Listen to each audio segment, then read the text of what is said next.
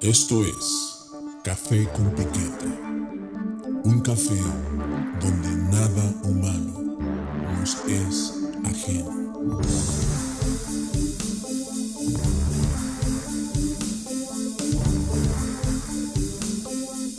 Café con Piquete.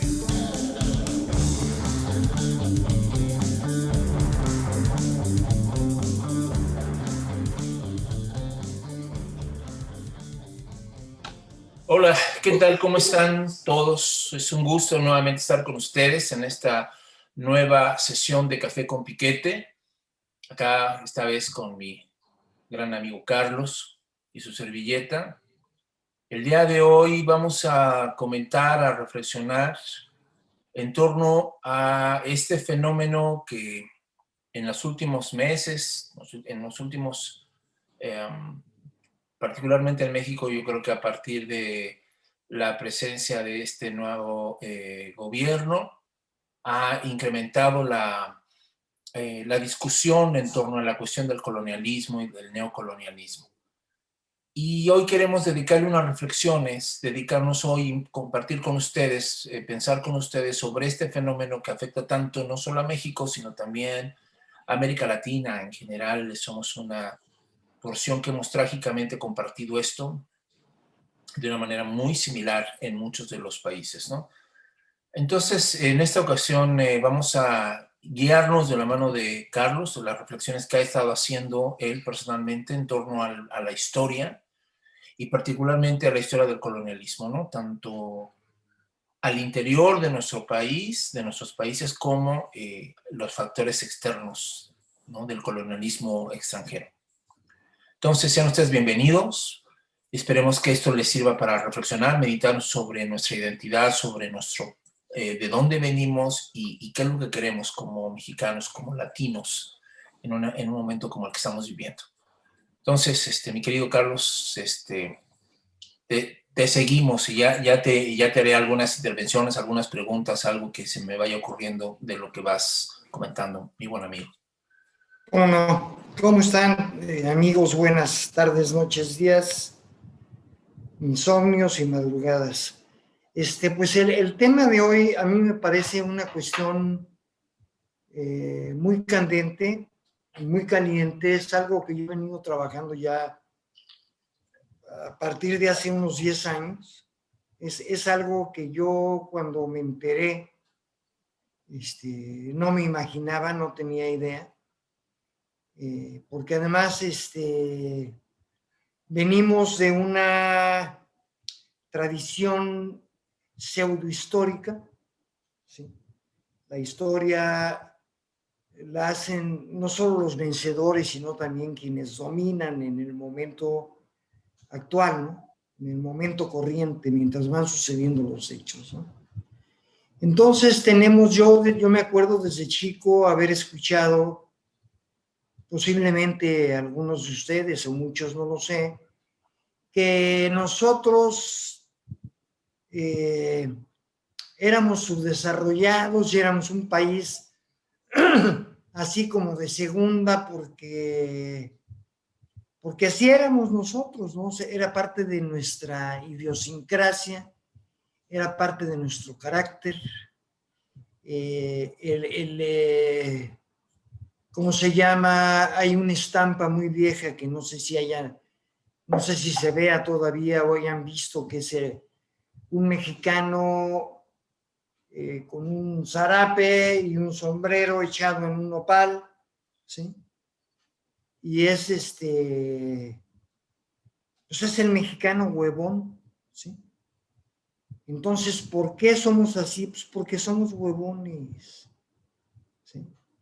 O sea, esa es una explicación muy simple, pero que se ha dado a partir. Yo no la oía de esa manera en la escuela. Yo estudié, como ya he dicho, en una escuela confesional en la que académicamente era un nivel alto, pero estábamos colonizados de todas maneras. Es una escuela francesa, pues, pero regenteada por españoles, ¿no? Y teníamos muchos maestros españoles, hermanos maristas, ¿no? Y entonces, la idea era que los europeos y los gringos eran como eran porque eran superiores. Digo, no se decía de esa manera directamente, pero se hacía notar que ellos eran superiores porque eran más inteligentes, porque eran trabajadores, porque la gente, es otro de los mitos, ¿no? La gente del norte es mucho más trabajadora, la del sur es más huevona, por lo que quieras, el calor, o porque se tira y le caen los frutos del árbol, ¿no? Los mangos y todo, nada más se estira la mano y ahí están. O sea, una bola de idioteces. En los que estamos, o sea, estamos supeditados a la dominación de otros países porque nosotros, o sea, estamos en un estado de minoría, que quiere decir menor de edad, ¿sí? O sea, nosotros somos, como decía nuestro querido Porfirio Díaz, todavía no están maduros para gobernarse solos, ¿sí? Y aunque dice que hubo una revolución, seguimos inmaduros para gobernarnos solos.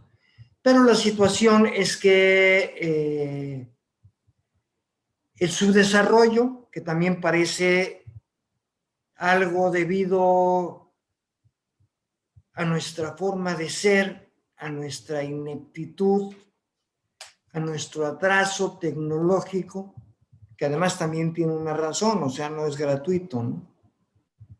Es que ellos son mucho más avanzados, ¿no? O sea, esa es la razón, que además pues no hay tal razón, o sea, al decir que ellos son mucho más avanzados, pues no dicen nada, ¿no? Pero así se decía, ¿no?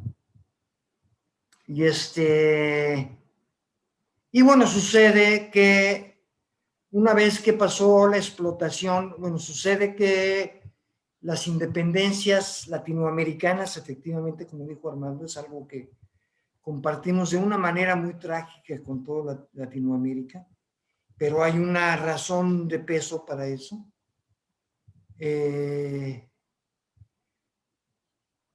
Una vez que España, gracias a que es intervenida por Francia y entra Napoleón y entran los cuates estos y se hace la Constitución de Cádiz y todo este rollo, se aflojan los nexos con América, necesariamente porque hay un problema interno muy fuerte. Entonces, o sea, el imperio más, me van a disculpar, pero el imperio más hijo de puta que ha habido, además de los gringos, es el de los ingleses, ¿no? Los ingleses vieron la oportunidad que habían estado por siglos tratando de meterse, o sea, desde que empezó esto. O sea, la piratería inglesa no era una empresa llevada a cabo por particulares. La piratería inglesa era apadrinada por la corona inglesa, ¿sí? No era una cosa de que, ay, el pirata Drake que era tan aventurero y el Raleigh que hacía cigarros y la mamá. No, o sea, todos esos eran apadrinados por la corona inglesa, las sucesivas coronas inglesas, ¿no? Y estuvieron todo el tiempo tratando de meterse. En toda América, desde luego, México se llevó una buena parte de eso, pero lo vemos pues en Sudamérica también, ¿no? De la parte del Atlántico. Pero sucede que se aflojan los nexos. Es más, hay una cosa que la mayor parte de la gente no conoce, y es que una buena parte de las independencias de Latinoamérica tienen el mismo año e incluso la misma fecha de independencia, que es el 16 de septiembre. ¿Sí? Y dices, ay, pero ¿cómo? No, sí, nada más los mexicanos. No. No se vaya usted con la finta, mi querido. La situación es que las logias masónicas inglesas, la logia masónica principal, ¿sí? La Gran Logia de Londres, ¿cómo se llama? Complicitada con un marqués español que nunca supo lo que estaba haciendo. Empiezan a conspirar contra España y empiezan, o sea, este cuate español empieza a minar allá mismo la parte de la corona española, mientras los ingleses a través de la masonería reclutan a los líderes criollos, o los hacen, digo, si no había líderes, los hacen. O sea, en México no hay nada gratuito, o sea, los insurgentes son Hidalgo, Morelos, Matamoros, etcétera, ¿no? Y curiosamente, Iturbide y sus muchachos, que además, eso no se sabe tampoco mucho, eran asaltantes de diligencias, ¿sí? O sea, el ejército real eran asaltantes de diligencias. De repente, mientras nos están haciendo la guerra, curiosamente se unen a los insurgentes, ¿sí? Y hacen el famoso ejército trigarante, ¿no? Pero esto realmente no es una conveniencia de americanos, es una conveniencia del gobierno inglés que les dice que hagan eso. O sea, Iturbide y los demás hijos de tal por cual sobrevivieron, mientras que Hidalgo, Morelos, Matamoros, etc., ellos fueron asesinados y llevados al paredón, traicionados. Guerrero fue subido a un barco italiano, desde luego por nuestros cuates los criollos. A Morelos lo entregaron ellos, ¿sí?, a los españoles para ser fusilado. Hidalgo, pues por ahí va también el cuento, ¿no? Y Matamoros. Y los demás, o sea, los criollos tienen tan buena suerte que quedan vivos. Todos, no hay ningún personaje de los criollos, desde luego. Pues ahí está Su Majestad Agustín de Iturbide, primero de México, ¿sí?, que también lo dan de baja porque los ingleses no quieren emperadores en México. Los ingleses quieren repúblicas porque ellos van a controlar las repúblicas. Y entonces compran a los criollos mediante el voto de obediencia de las logias masónicas. O sea, estos tipos criollos, ¿sí?, obedecen a las logias masónicas, y las logias masónicas son controladas desde luego por la corona inglesa. Las logias masónicas en este caso hacían el papel de lo que es ahora la CIA, ¿sí? O sea, la misma situación, o sea, controlan, ven, son los ojos y todo el rollo del gobierno inglés en Latinoamérica, y se instalan y dejan a los criollos, porque además los criollos, es mucho más fácil que un criollo traicione a su patria que lo haga un verdadero americano, ¿sí?, un mestizo o un indígena, porque los criollos no tienen patria. Los criollos siguen creyendo que su patria es la madre patria, o tú, ¿sí? Y si no, infórmense por ahí, van a ver. Y cuando me refiero, o sea, estoy hablando de lo mismo un poco que López Obrador sobre el aspiracionismo, ¿no? O sea, los criollos quieren ser europeos y los mestizos quieren ser criollos, ¿no? Así estamos aquí.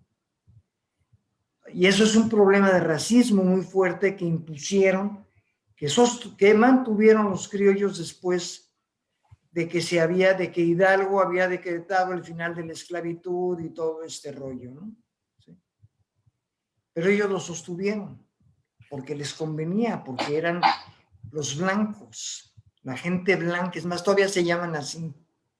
Entre ellos se dicen, somos la gente blanca. Y entonces, durante 200 años, o sea, bueno, para empezar, el siglo XIX es totalmente manipulado por los criollos, incluyendo a nuestro querido Benito Juárez, ¿no? Digo, desde luego Benito Juárez no era criollo, era indígena, era zapoteco. Pero Benito Juárez casualmente también era parte de la logia yorquina, ¿sí? Que después construyó la gran logia mexicana. Él fue fundador de la logia mexicana, pero él también obedecía a eso. Es más, la Constitución del 57, de 1857, fue hecha con base en la Constitución gringa. ¿Sí? O sea, no se vieron las necesidades de México, sino que se medio malimitó la Constitución gringa para hacer la Constitución del 57. Entonces estos tipos, los criollos, pues, o sea, pasan de encomenderos, ¿sí? Durante la colonia eran los encomenderos, y pasan a ser los hacendados del siglo XIX, los latifundistas, contra los que pelearon los revolucionarios. Y sucede, o sea, es la cuestión de la revolución es en el sentido de traiciones, es una copia de las traiciones de la independencia, de la mal llamada independencia, porque nunca fuimos independientes. Claro. Y como pendiente, ¿no, Carlos? Había un pendiente ahí, ¿no? O sea, había ese pendiente, ¿no? El de la reforma agraria, ¿no? El de tierra y libertad, ¿no? El asunto de los terratenientes, de los propietarios, ¿no? Ah, sí, posteriormente. Nada más una aclaración, o sea, en el siglo XIX está la cuestión de, bueno, ahorita se me fue la onda ahorita, pero bueno. Sí, la copia, o sea, efectivamente, o sea, dentro de la revolución hay revolucionarios. Madero, desde luego, no era un revolucionario. Madero lo que quiere es una revolución política únicamente. A él no le interesaba el reparto de tierras, ni mejoramiento de salarios, ni de nada. Él lo que quería era quitar a Díaz del poder para ponerse él. ¿Sí? ¿Qué fue lo que sucedió? Madero era un latifundista, desde luego. Madero era un latifundista coahuila.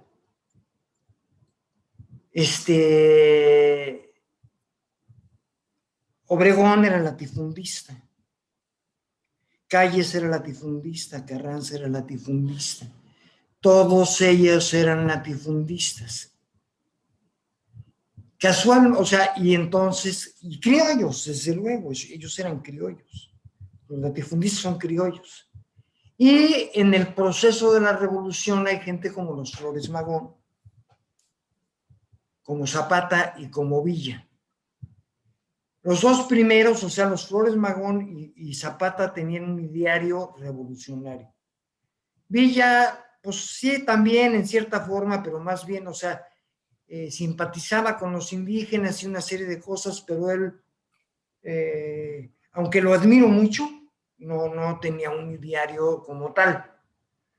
Pero, o sea, otra vez, casualmente, lo mismo que sucede con Hidalgo y Morelos y Matamoros y Guerrero, a Villa lo asesinan, a Zapata lo asesinan, ¿sí? Y se quedan, aunque también a Carranza también después lo asesinan, pero ese es otro cuento. O sea, a Carranza lo asesinan porque tanto Calles como Obregón como ellos no lo querían. No lo querían porque era de otro bando de los criollos. Y entonces, otra vez se quedan los criollos al mando del poder. Sí. Y se saca, pero, oye, qué tipos tan hábiles. No eran nada más tan hábiles. En principio, los criollos, porque yo leí un libro acerca de las independencias de Latinoamérica, y el autor, aunque no estaba de acuerdo con lo de los criollos, dijo que habían sido muy hábiles al haber asumido las revoluciones de independencia latinoamericanas, pero no fueron hábiles, estaban completamente preparados por los ingleses y apoyados por ellos. Es posible, incluso regresando un poco al 19, que Simón Bolívar, con su idea de una América libre, haya sido asesinado porque se brincó las trancas. Bolívar estaba en la misma situación que todos los demás líderes criollos, con los ingleses, pero seguramente se brincó las trancas y le dieron matatena, dijeron no.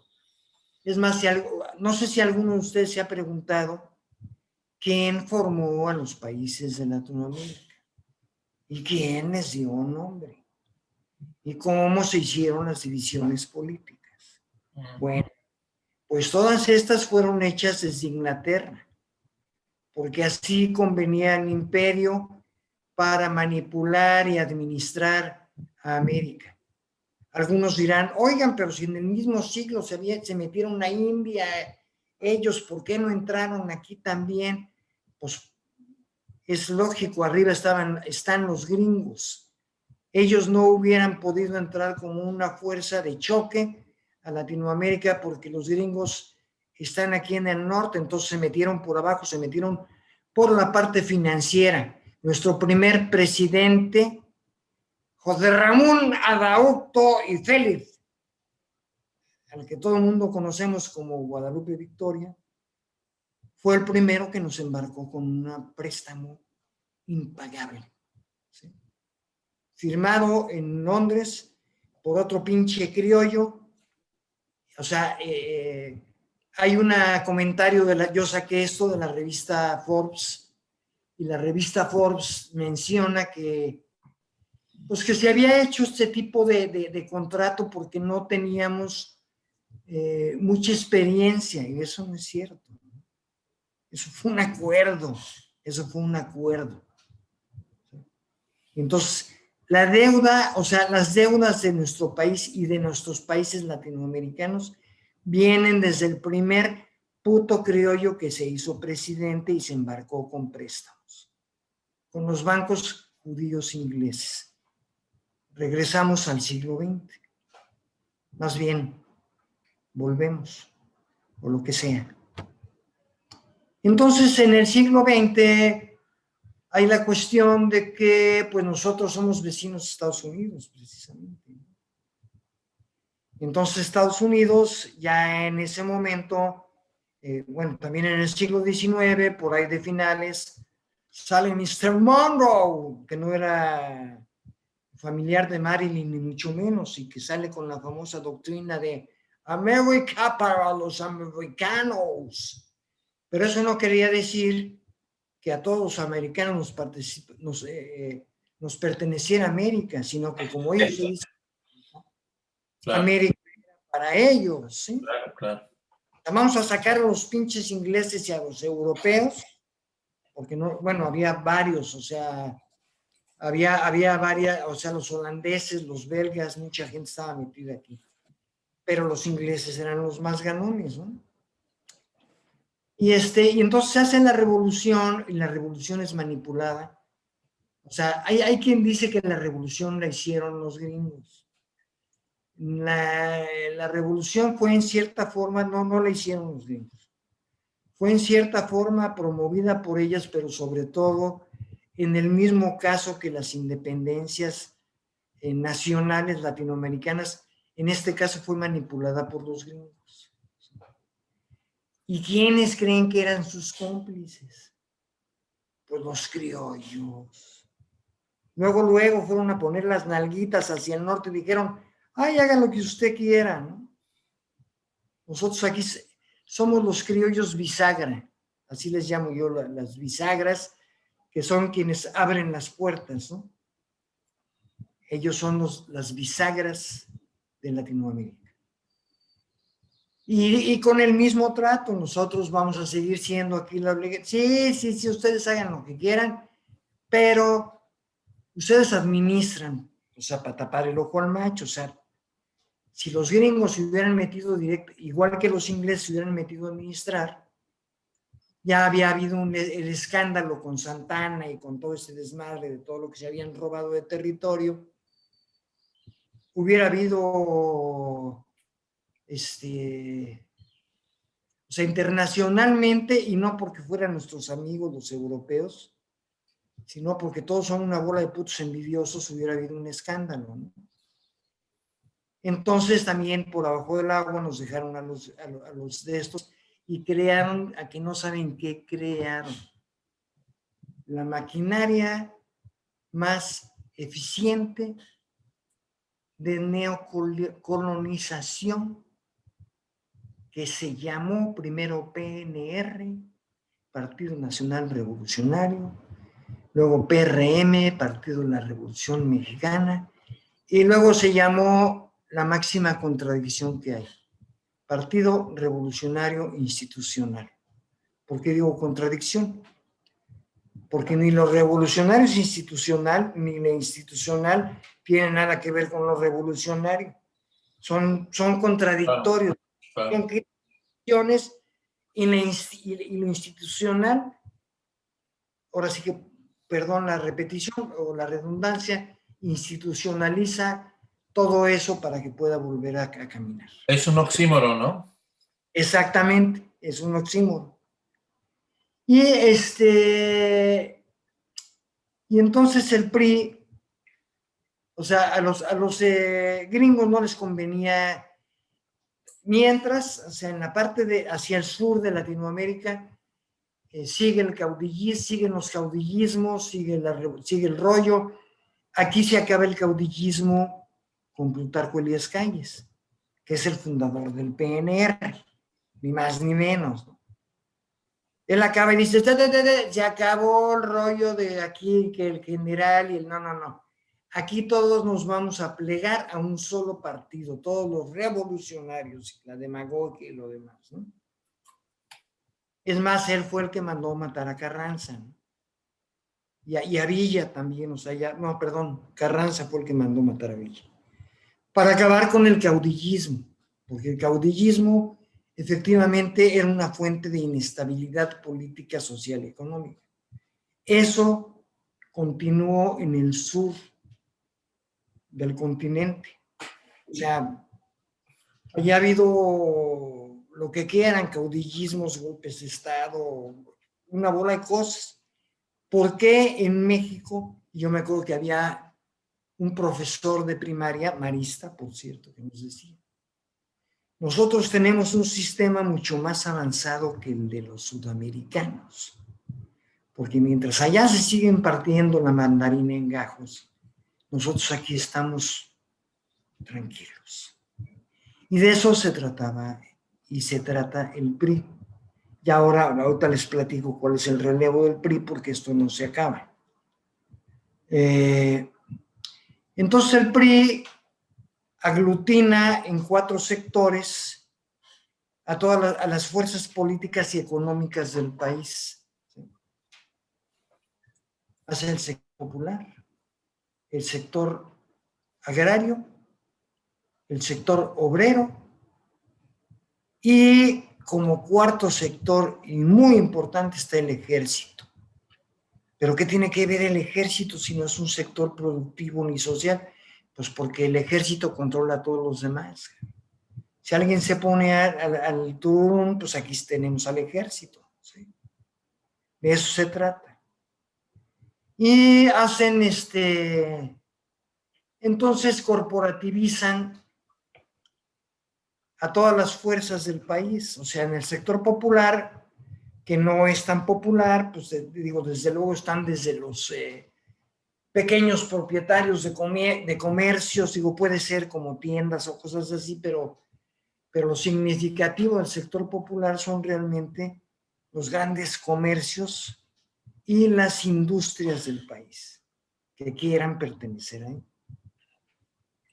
En el sector obrero es donde más grueso sucede, porque ahí corporativizan a los sindicatos. ¿Sí? O sea, pasa, bueno, los hacendados primero eran encomenderos y luego pasaron a ser hacendados, y ahora los hacendados pasan a ser industriales y empresarios. Qué vaciado, ¿no? Fíjate nomás, pero qué listos son. ¿Cómo hicieron eso, no? Pues con todo el apoyo del gobierno. Y siguen teniendo, es más, son siguen siendo unos criollos en el poder en el PRI y otros criollos en el poder en la élite económica. El criollismo no suelta ni defrauda. Pero ¿qué es lo que hace? ¿Qué es lo que hizo en primer lugar? ¿Qué hicieron los malditos libertadores, como dice un autor que estoy leyendo ahorita, que así se llama su libro? Los libertadores lo que aseguran es el subdesarrollo de la región. ¿Sí? Con esa colonización interna lo que se pretende es subdesarrollar a la región. ¿Para qué subdesarrollar a la región? Pues para poder explotarla, para poder decir que somos unos inútiles, huevones, pendejos y todo lo demás, que nosotros no podemos por nosotros mismos, y que igual que los españoles cuando llegaron y dijeron, pues estos pendejos no saben para qué sirve el oro, luego llegaron nosotros y dijeron, pues estos pendejos no saben para qué sirve la plata y las cuestiones del país, y nos dejan en un subdesarrollo. Otra de las cuestiones que sucede con Álvaro Obregón es que firma el Tratado de Bucareli, en el que por el apoyo económico para armas, o sea, porque se quiso, bueno, se reeligió, de hecho, luego lo asesinaron. Pero, y el reconocimiento de Estados Unidos, vendió al país por 100 años, hizo un tratado que se llama el Tratado de Bucareli, en el que se comprometía a no producir, que México se comprometía a no producir maquinaria pesada ni nada por el estilo. O sea, ni ferrocarriles, ni automóviles, ni aviones, ni una chingada. O sea, rezagarse, ¿no? Rezagarse. Eso. O sea, hay gente que viene con la pendejada de que el bueno de Porfirio Díaz, que además no fue ni siquiera él, fue el anterior, había hecho una red ferroviaria. ¿Sí? Nadie más había construido un metro de vías, cabrón, ¿sí? ¿Pero cómo? Y él era tan avanzado. No, para empezar fue el anterior. En segundo lugar, no fue el gobierno mexicano, fueron los ingleses. Al ferrocarril mexicano se le llamó, que lo hicieron los ingleses, el ferrocarril de la reina. The Ferrocarril of the Queen, así como los del grupo. Ese era el ferrocarril de la reina, y además, curiosamente también, ese ferrocarril iba del centro hacia el norte del país. ¿Por qué? ¿Por qué fue así? Porque los terratenientes más poderosos estaban en el norte del país. Todo el sur era terreno de asaltantes de Camino Real. Por eso ahora se le hacen de pedo a López Obrador, que está haciendo el Tren Maya, porque nunca hubo un ferrocarril que ayudara al desarrollo del sur. Y venimos con el mismo mito otra vez, es que en el norte la gente es muy trabajadora y la gente en el sur es muy huevona, ¿sí? O sea, estos pinches indios no saben hacer nada, en cambio en el norte, y efectivamente si vemos a la gente del norte, es mucho más parecida a la europea que la gente del sur, porque en el sur hay mucho indígena y en el norte acabaron con los indígenas. Claro. Los pocos que había, porque había mucho más, los hicieron mierda. Es más, nuestro querido Porfirio Díaz hizo una batida contra los yaquis en Sonora y los trasterró a Yucatán, a que trabajaran en los campos enequeneros. ¿Sí? Pero bueno, el caso es que el subdesarrollo tampoco es gratuito. El subdesarrollo es una condición impuesta para explotarnos. Seguimos colonizados. O sea, hay quien sale con la tarugada de, no, pues es que lo de la colonia fue hace 500 años y ya vamos, superémoslo, ¿sí? Vamos superándolo y vamos, pues es que no podemos, güey, no podemos superar lo que no se ha acabado. Claro. Lo que no ha dejado de ser, seguimos siendo colonia, ¿sí? De otra forma, de otras formas mucho más sutiles, ahora no los tenemos metidos adentro tan obviamente. O sea, la embajada de Reforma pues es la que recibe y la que envía los mensajes a los presidentes y a los gobiernos en México, ¿sí? No necesita, y la CIA, varios de los presidentes, empezando con López Mateos, cuando se desclasificó la información confidencial de la CIA que lo hizo Trump hace 4 o 5 años, eran agentes de la CIA. López Mateos, Díaz Ordaz, nuestro queridísimo Díaz Ordaz del 68, y el siguiente hijo de puta que también del 68 y del 71, agentes de la CIA, que es otra cosa que... O sea, dices Echeverría, ¿no? Sí, Echeverría. Dije otro nombre, perdón. No, no lo dijiste. No lo dije, perdón, sí, Echeverría. ¿Y quién nos dice que los subsecuentes presidentes no han sido o son agentes de la CIA? ¿Sí? O sea, que hayan desclasificado a uno no quiere decir que ahí se acabó la cadena. ¿Sí? O sea, eso habría que ver. Y el PRI lo que ha asegurado es que sigamos siendo un país subdesarrollado para el goce de los extranjeros, en este caso, bueno, siempre vienen por relevos, todas las colonias van por relevos.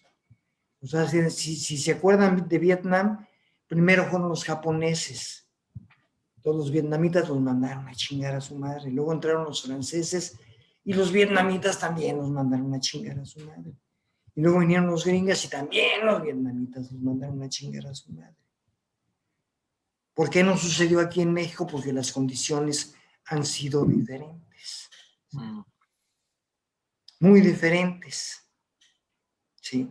Los vietnamitas tienen como todos los asiáticos, tienen culturas milenarias.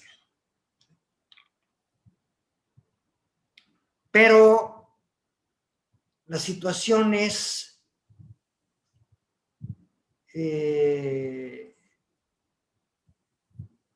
o sea, lo último, el último presidente del PRI fue el Acabose. O sea, ese vino a quitar lo que quedaba. O sea, sus órdenes, o sea, y eso, sobre eso estoy escribiendo ahorita. El tipo, como nos dimos cuenta todos, a menos los que sean tan idiotas como él, no se dieron cuenta que era un imbécil. ¿Sí? El tipo fue manejado por su disciplina y su obediencia con los jefes, ¿sí? Porque era un tipo fácilmente manejable. Pero el plan maestro del Pacto por México no lo hizo él.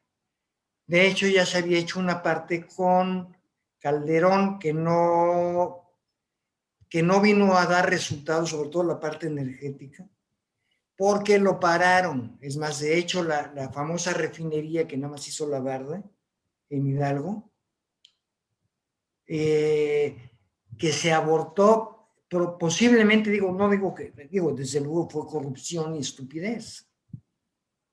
Pero eso posiblemente haya sido una jugada de los extranjeros y sobre todo del PRI, porque el PRI quería quedarse con la parte de león de la repartición de México. O sea, el neoliberalismo, que es mundial, bueno, por lo menos occidentalmente hablando, o sea, llegaron nuestros amigos Reagan y y Mrs. Margaret Thatcher a decirnos que el neoliberalismo era lo mejor porque los gobiernos y los estados no tienen la capacidad para administrar los bienes de la nación. Deben ser privatizados. ¿Sí? Y eso, pues, ¿quién hizo eso? Pues las élites económicas. ¿Sí? O sea, los gobiernos siempre han sido, pero ahora son más, títeres de las élites económicas. ¿Sí? O sea, en el neoliberalismo se vio clarísimo para quién trabajan toda esta bola de hijos de su fregada madre. Todos en Occidente, por lo menos. Y también en Oriente debe haber grandes partes. Pero lo que en el primer mundo fue una caída y fue un desbalanceo, pues en el tercer mundo pues ha estado del carajo, ¿no?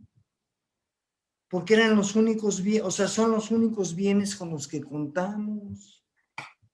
Ya ves lo que dijeron, no, es que el petróleo ya no sirve porque no.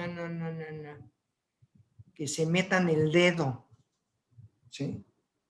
Lo que quieren hacer es quedarse con él. El imbécil de Calderón, una de sus argumentos fue decir que no había en México petróleo más que para 10 años, que qué caso tenía, que había que hacer la reforma energética.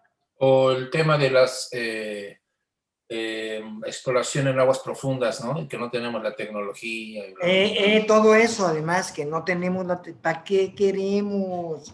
Es costosísimo. Nosotros somos atrasados, no podemos hacer eso, vamos a dárselo a quien sí puede explotar las minas de oro. Ay, perdón. ¿Sí? Que ese es otro caso también, la minería, ¿no? Está en manos de canadienses. Así es. Con las disculpas correspondientes al compañero.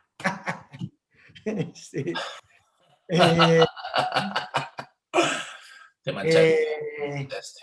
Pero esa es la situación. ¿Por qué están atacando tan fuertemente a López Obrador ahora? Porque está tratando de rescatar todo lo que estos hijos de puta nos quitaron. Y porque no les conviene ni a tirios, ni a troyanos, ni a gringos, ni a marcianos que se acabe con ese asunto. Ni a todos los hijos de puta del gobierno anterior que hicieron negocio con eso y que además se han metido en las partes de exploración y explotación de petróleo que también compraron. ¿De dónde sacaron la lana? Pues juez y parte, ¿no? Juez y parte, ¿no? Sí, juez y parte, ¿no? Juez y parte. Entonces, no lo voy a dejar aquí, pero si no sé si quieres comentar algo o preguntar algo, lo que tú me digas. Pues fíjate que una de las cosas, digamos, que hicieron más accesible o dócilmente todo este saqueo y toda esta cuestión, digo, además me impresiona mucho algo, no sé, a toda la gente que nos escuche o que nos vaya a escuchar, que les sorprenda que un mismo grupo oligárquico se haya mantenido en todas estas variables y en todas estas transformaciones históricas del país, ¿no?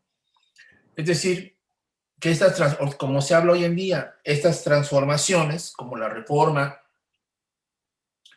la revolución o la independencia, sigan teniendo todas estas variables al mismo, digamos, poder económico y político en las mismas personas, en el mismo tipo, ¿no? Es algo que se ha mantenido, dices tú, hábilmente, sutilmente, o bajo, como lo queramos ver, pero curiosamente el criollismo, el aspiracionismo, toda la cuestión racial está ligada también a una cuestión económica, política, pero también profundamente ideológica, y ahí es donde yo quisiera que nos hablaras un poco sobre este asunto, Mar.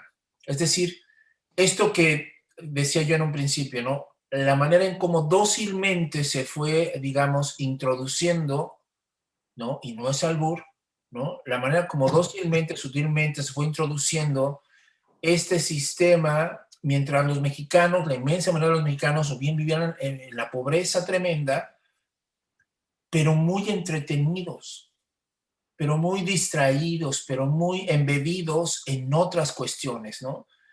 Y tiene que ver, por ejemplo, con el surgimiento de Televisa, y tiene que ver con el surgimiento de los medios de comunicación, y tiene que ver con el surgimiento de esta identidad, digamos, deportiva, ¿no? Pambolera, ¿no? Tiene que ver con, ¿no? Tiene, hasta con las visitas del Papa, o sea, tiene que ver con esta serie de fenómenos masivos que empezaron empezó a mostrarse, yo creo, ¿no? De una manera muy brutal, que podía masivamente controlar, mover, ¿no? Dirigir el interés y la atención de las personas a otros lados, mientras por atrás, mientras por todas otras partes, estaba sucediendo un saqueo tremendo, ¿no? Entonces, ¿qué me dices de esta comparsa, ¿no? De este acompañamiento de los medios, ¿no? De el entretenimiento masivo, ¿no? Que se fue dando en México y que justamente se fue dando al mismo tiempo en que se estaba constituyendo el PRI y lo que vino después, ¿no? Claro, claro. Antes nada más, voy a regresar un poco al 19 porque durante la colonia española pues no había otra sopa, pues, ¿no? O sea, en la colonia española sí fue porque los españoles eran los que mandaban y hacían las cosas como querían. Cuando llega la presunta independencia, que no fue, el primer distractor general, o que continúa con la distracción general, se llama Iglesia Católica Remona. ¿Sí? La iglesia, los jerarcas de la iglesia, no quiero decir que todos los sacerdotes, aunque sean cómplices de alguna manera, o sea, es como los soldados, pues los soldados nada más reciben órdenes, pues sí, pero si matan, asesinan, son culpables, ¿no? Igual los sacerdotes de las diócesis. La iglesia es el gran distractor de la gente pobre. La iglesia es la que les dice que se tienen que aguantar, como lo hizo durante la colonia, que en la próxima vida se van a ver premiados y etcétera, etcétera, etcétera. O sea, y ahí hay, o sea, la iglesia está ideologizada, desde luego, o sea, hay mucha gente que no lo sabe o puede no creerlo, pero dentro de la iglesia hay una ideología desde el tiempo de los romanos.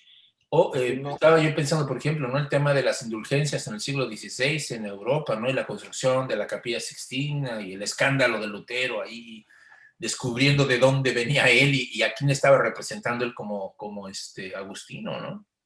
Exactamente, exactamente. O sea, tiene que ver con todo eso. Tiene que ver con todo eso. La reforma protestante, ¿sí? No fue una cuestión únicamente religiosa ni espiritual, que también tuvo que ver, pero no fue eso, fue una cuestión ideológica. El Papa era el más uyuyuy de toda Europa, para empezar. O sea, y el Vaticano, que ya estaba establecido en aquel entonces, era un reino de corruptelas, ¿no? Muy cabrón. Los Completas, Borgia, ¿no? ¿Te acuerdas? Los Borgia. Los Borgia, pues sí, Rodrigo fue el que les regaló América a los españoles y a los lusitanos. Él fue el que hizo la partición con por eso dicen que con una pluma tan fácil como de un plumazo. O sea, estaba en el mapa y de un plumazo dijo, esto es para los portugueses y esto es para los españoles, de un plumazo. ¿Sí? Lo que inspira la película La Misión, ¿no? El plumazo. Exactamente. Muy buena, que le hemos comentado muchas veces. Ojalá un día también le podamos dar un capítulo o una parte de un capítulo de Café con Piquete. Pero la iglesia tiene una ideología y va con esa ideología. O sea, si Cristo es o no Dios y Dios Padre y Dios Espíritu Santo, ese es otro cuento. Que yo no digo que no lo puedan creer y que no puedan tener esa fe los que la tienen. Claro. pero que hay una ideología detrás, y esa ideología fue aplicada desde que llegaron los españoles hasta ahora, pero en el siglo XIX fue particularmente fuerte porque además los jesuitas fueron los que guiaron a los criollos, ¿sí? Por eso los sacaron de América, por eso se los llevaron a Europa, por eso los mandaron a la goma. Y en el siglo XX, ya entradito el siglo XX, que empiezan a funcionar los medios de comunicación de una forma masiva. Sí. Perdóname, nada más aquí un detalle con respecto a esta estrategia, ¿no? Es que igual y habría que recordar o repensar esto que estás diciendo y la importancia que tiene lo que dices, el primer gran entretenimiento, el primer canal de entretenimiento, ¿no? El Radio Vaticano, ¿no? Era el siglo XIX, pero es que tomemos en cuenta que el nivel de analfabetismo era bestial. Definitivamente. Y que la gente aprendía por imágenes.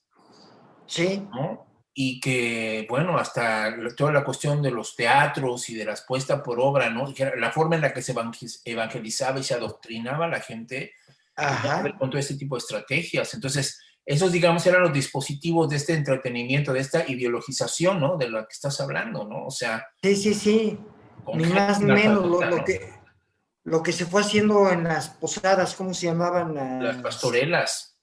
Las pastorelas, ¿no? Sí, son vehículos de ideologización. ¿Sí? ¿Sí? O sea, porque además en México pues, lo que tenemos, o sea, desde el principio es una tradición verbal, ¿sí? Una tradición oral. O sea, los códices, aunque también en Europa sucedió con la imprenta, los códices eran para unos cuantos y además eran imágenes casualmente, ¿no? Bueno, no casualmente, eran imágenes. Toda una iconografía también ahí, ¿no? Didáctica. Sí, efectivamente, son iconografías. Y estos llegan y se dan cuenta, o sea, es que esto es muy amplio, pero efectivamente, o sea, la iglesia lo que hace cuando llega, no nos olvidemos que la iglesia también en Europa durante la Edad Media y posteriormente fue la gran, por decirlo de alguna manera, almacenista de información. O sea, en los conventos se llevaban información y se hacían los libros estos preciosos. Y había ahí pues estaba lleno de papiros y de una bola de cosas, ¿no? Porque se concentraban información y cuando los monjes, los frailes llegan aquí a México, traen esa misión también, ¿sí? O sea, dicen que nosotros no sabíamos nada, lo que pasa es que plagian el conocimiento y lo esconden, ¿sí?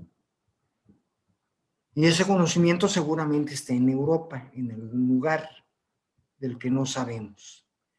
Pero igual que nuestro cuate Bartolomé de las Casas, ese habla con una cantidad de indígenas, de gente de nivel, de caciques, de tlatoanis, y junta información y además ve cómo se hacen los códices. Ya ves que hay códices posteriores cuando llegan ellos y esos los mandan a hacer los religiosos, desde luego por órdenes de arriba, pero esos los mandan a hacer ellos para ver las técnicas y para ver cuál es precisamente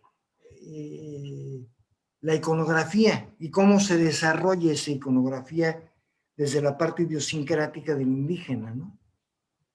¿Sí? No, o sea, bueno, pero ya regresamos a un estadio muy anterior que digo, no, que no es ocioso de ninguna manera, porque de ahí partimos precisamente, y regresando al siglo XX, pues tenemos que llega con la radio. O sea, hay otros instrumentos anteriores de señalizaciones, más los hay desde el siglo XVIII, de banderitas y las señales de humo, que no nada más eran de los indígenas, también las hay en Europa. Hay una gran cantidad de métodos de transmisión de información, pero no son masivos. Los medios masivos o de comunicación masiva llegan en el siglo XX de una manera muy importante y muy fuerte, y empiezan con la parte del periodismo. Aunque la cuestión de la alfabetización es también una cuestión muy compleja, entre la invención de la imprenta de Gutenberg al siglo XIX, no había en el mundo más de 30,000 libros impresos, en todo el mundo, para empezar. Pero entonces tampoco hay tanta gente tan alfabetizada y no se requiere, y menos en territorios subdesarrollados. Pero empieza con la prensa escrita, ¿sí? O sea, por lo menos la clase aspiracionista podía leer la prensa, porque ya estaba alfabetizada. Los demás abajo no, los indígenas, los mestizos más pobres, tal vez no tenían acceso, pero sí se empiezan a leer, y lo vemos, por eso el periódico revolucionario El Machete, el Aguizote, el hijo del Aguizote que hay cuando Porfirio Díaz, que son de corte revolucionario, pero la mayor parte de la que lee esto son gente intelectual.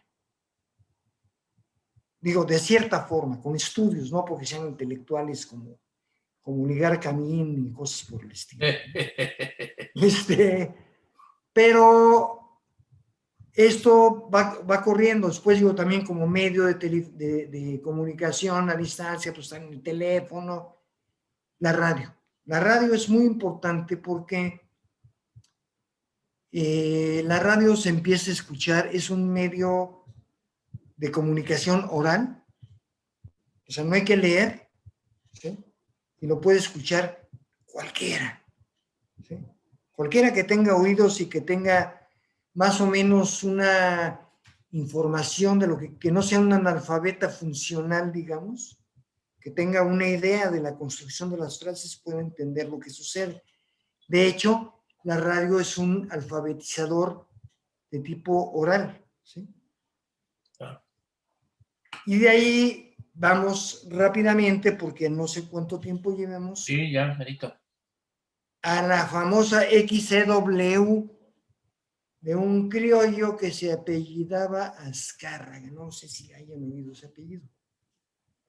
Y ese apellido nos lleva a Televisa, de una forma muy rápida. Azcárraga, el de la XCW, hacía lo mismo que hacía él, y además el cine nacional. El cine nacional es pues, ¿qué les puedo decir? Pedro Infante, todo este pinche rollo, que además, curiosamente, tenemos como símbolo nacional al charro. Y el charro es el hacendado, carnal, no tiene nada que ver con nosotros. Es más, por eso se llaman sindicatos charros. O sea, los sindicatos que son manejados porque son de charros, porque son del amo, ¿sí? El charro es el amo. ¿Sí? Pero bueno, llegamos a Televisa y vemos que además las cuestiones se empiezan a mover de una forma tan gruesa, y voy a este ejemplo ya para terminar esta parte, de que fue muy notoria de Enrique Peña Nieto. O sea, Enrique Peña Nieto enviuda por causas extrañas. Se supone que hay una arritmia de su mujer, y por un ataque epiléptico le da un ataque al corazón y se queda ahí. Pero bueno, la cuestión es lo que viene, que este hombre, si se puede llamar hombre, arregla con el dueño de Televisa una boda en la que se le proponen a 3 actrices. ya cuando va a ser presidente. Una de ellas es Galilea Montijo, otra de ellas es Lucero y otra la famosa Gaviota. Y Peña Nieto se decide por la Gaviota, no gratuitamente ni porque fuera la más bonita ni porque nada, sino porque tenía millones de telespectadoras en las novelas, y la telenovela es el gran ideologizador de las mujeres en México, ¿sí? La telenovela es el sueño, ahora sí, las aspiracionistas pobres ven telenovelas, quieren ser como las heroínas de la telenovela. Y esta mujer, Angélica Rivera, era una gran heroína, ¿sí? Entonces se casa con ella también, entre otras cosas, por una cuestión de mercadotecnia. Atraer votos para la campaña, o sea, los votos de las señoras que veían a esta mujer que era su heroína, contaban con una parte de ellos, claro, no todas iban a votar por ella, pero, y también para la campaña de Peña Nieto, y vemos que hay una serie de manifestaciones, seguramente manipuladas, de mujeres del pueblo que van en procesión gritando: Enrique Muñecón, te quiero en mi colchón, ¿no? Y cosas pendejadas por el estilo, ¿no? Y se hace este arreglo en el que además, desde luego, entra el dueño de Televisa, Emilio Azcárraga, ¿sí? Él es el que hace toda la propuesta y la supervisa directamente, ¿sí?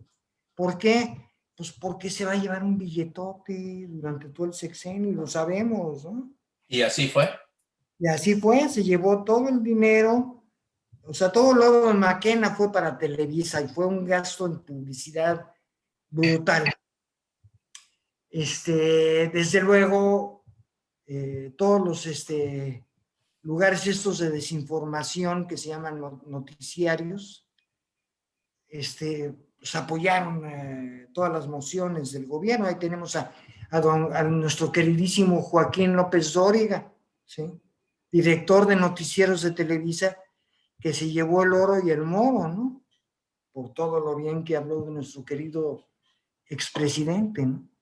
Pero esa es la cuestión. ¿Por qué la gente no ha hecho caso de lo que está sucediendo? Porque le tienen volteada la cabeza hacia la televisión, ¿sí? La televisión desinforma en los noticieros, estupidiza con los programas que pasan, o sea, están las telenovelas y todos los demás programas. Ustedes díganme cuál, y yo les digo por qué los estupidiza. Está el Panball, que es para los señores, que además ya no solo está el Panball mexicano, están todas las ligas de Europa, carnal, para volverse loco, carnal, o sea, para no trabajar en todo el día y pasársela así viendo Panball, ¿no? Y entonces, pan y circo, aunque sea más circo que pan, porque pan no hay. Para la mayoría de los mexicanos no hay pan, hay puro circo. Y esto es gracias a nuestros queridos y carísimos compatriotas, a los que se le denomina criollos, ¿sí? No sé si podamos añadir algo, ¿tú quieres añadir algo o en qué quedamos? No, pues fascinante, porque de aquí en adelante y pues cada vez más cerca de lo que estamos viviendo hoy, pueden entenderse muchos de los fenómenos ¿no? de la llamada hoy polarización, ¿no? Que tiene un origen que muchos de nosotros no estamos dispuestos a reconocer, que no tiene su origen en este gobierno, sino que tiene su origen en la misma constitución de la identidad nacional, cabrón. Claro. ¿No? Entonces ya se tocará, me imagino yo, en alguna otra Café con Piquete este asunto. Más bien yo te diría a ti si quieres finalizar con alguna cuestión, un continuará o qué onda. Sí, yo creo que hay un continuará, y además hay una cosa muy importante. López Obrador No soy López Obradorista de hueso colorado, es un personaje con el que estoy por ciertas cosas, en otras cosas no estoy de acuerdo. Pero López Obrador no dividió al país. O sea, no nos hagamos pendejos, lo único que hizo fue darles voz a los que nunca la tuvieron, pero que ya estaban fuera y que no podían hablar y no podían decir, yo no estoy de acuerdo con lo que me están haciendo. Eso fue lo que hizo López Obrador. No dividió ni madre. ¿Sí? Les dio voz para decir, no quiero que me sigan chingando. Yo espero que, digo, de esto hay muchísimo que hablar, ¿no? Entonces, posiblemente, no sé, más adelante tal vez tratemos otra vez este tema. Y les quiero agradecerte, te agradezco, carnal, que me hayas permitido, ahora sí que, pues echar todo esto que traigo, ¿no? No, al contrario, es un asunto muy, muy interesante, muy importante, porque desde luego que la educación es otro factor de ideologización Claro, muy claro. cabrón, ¿no? Y que la mayoría de nosotros aprendimos nuestra visión de la historia de México muy ideologizada, ¿no? Donde quedó totalmente camuflajeado toda esta cuestión del criollismo, todo este mantenimiento oculto del poder, ¿no? Y de las ligas con intereses extranjeros y demás cosas. O sea, nos ha quedado claro que la historia de México tenía un sesgo y una intención muy legitimador del poder, ¿no? Económico y político. Y este tipo de conversaciones como las que hoy tuvimos contigo, yo creo que nos ayudan a, si no lo creemos, pues a investigar, a Claro, dar una claro. ojeada a la historia y darse cuenta que la historia no es un libro de texto, sino es un lugar de exploración y de reflexiones, ¿no? Y que cada quien saque sus conclusiones. Exactamente, y píquenle en internet, en los buscadores, ahí van a encontrar mucho. Y por otra parte, a propósito de los relevos de la colonización, para los que sabemos que ya el PRI pues, está dando sus últimas bocadas, ¿sí? El relevo es el PAN, así que aguas, ese es el relevo. Esto no se ha acabado, esto es una carrera de relevos como lo ha sido siempre. Gracias. Pues muchas gracias a ustedes también por haber estado con nosotros en este Café con Piquete, ¿no? Con sabor a polaca, a historia y a ciertos desencantos, ¿no? De algunos personajes que nunca nos imaginamos que también estuvieran vinculados a esta parte sombría y oscura de nuestra historia y de nuestra identidad. Nos veremos el próximo lunes con un nuevo tema.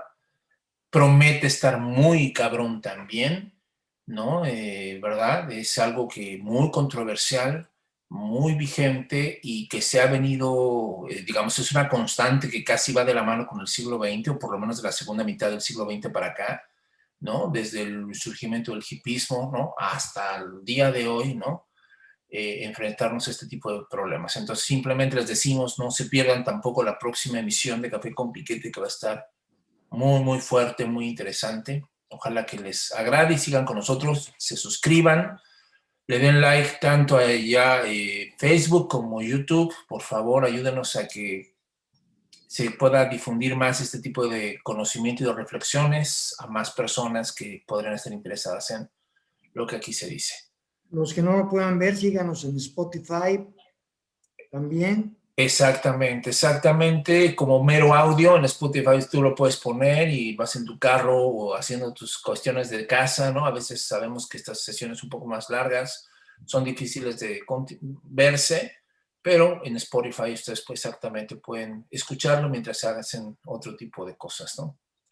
Muchas gracias a todos, les mandamos un fuerte abrazo, Carlos y yo, y nos vemos el próximo lunes de Café con Piquete. Un abrazo. Bye. Bye.